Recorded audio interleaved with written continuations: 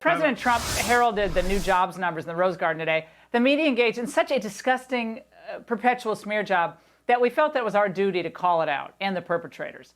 The claim was best summarized by Bloomberg News reporter Eric Wasson.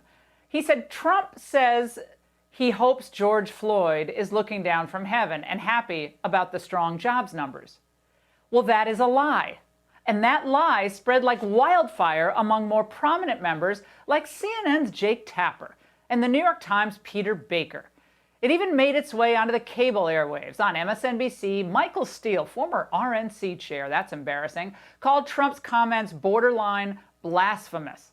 Now, if the president had actually said what those media members were alleging, then his comments would be out of place and I'd call them out. But since we won't lie to you, here's what Trump said in its entirety.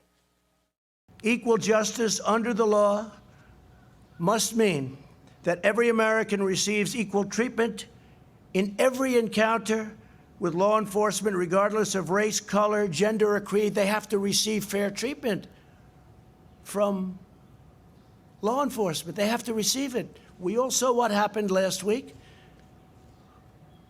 We can't let that happen. Hopefully, George is looking down right now and saying, there's a great thing that's happening for our country. There's a great day for him. It's a great day for everybody. This is a great day for everybody. This is a great, great day in terms of equality. It's really what our Constitution requires, and it's what our country is all about.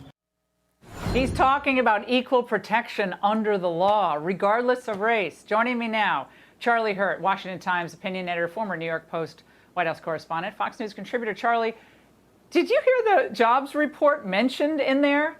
How do the media figures who I called out justify the blatant dishonesty and what they did?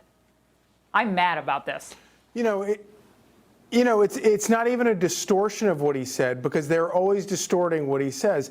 This is a flat-out lie. He didn't. They're making up something that he simply did not say.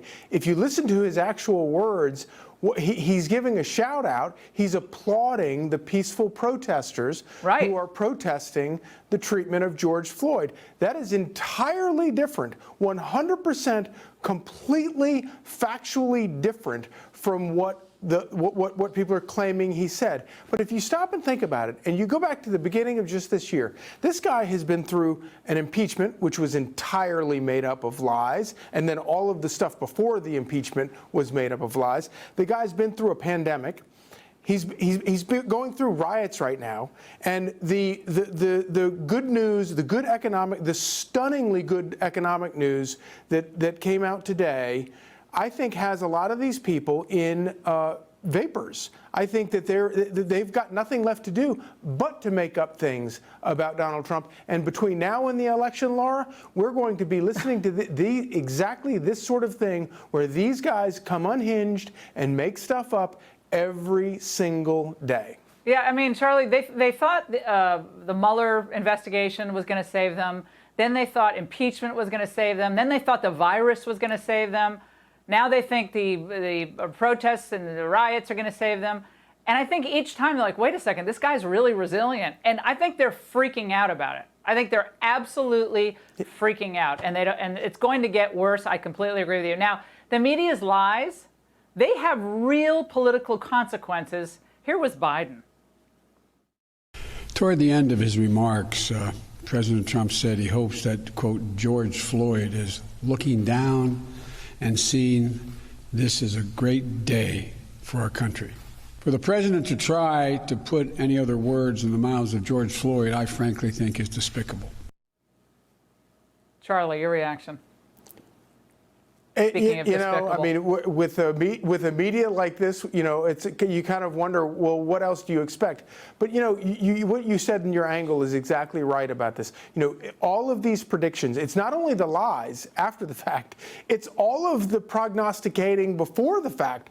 From Russia to impeachment to the pandemic to all of it, the predictions have been the most dire predictions. They're fever dreams. They're dreams about anything. And ultimately what it is it's rooting for failure. They not only want Donald Trump to fail, they want America to fail. They would do anything. They will crash any economy. They want the city to, the country to burn to the ground. Burn it all down. Anything just to blame Donald Trump. And so now that all of these things, all of their predictions aren't coming to fruition, they're left with nothing else but just to lie after the fact. And they're going to keep doing it. And they're going to and you know what? The American voters are very, very cagey, and they're very smart. And even the people, that don't get paid like you and I do to pay attention to all of this all the time, and we live it day to day.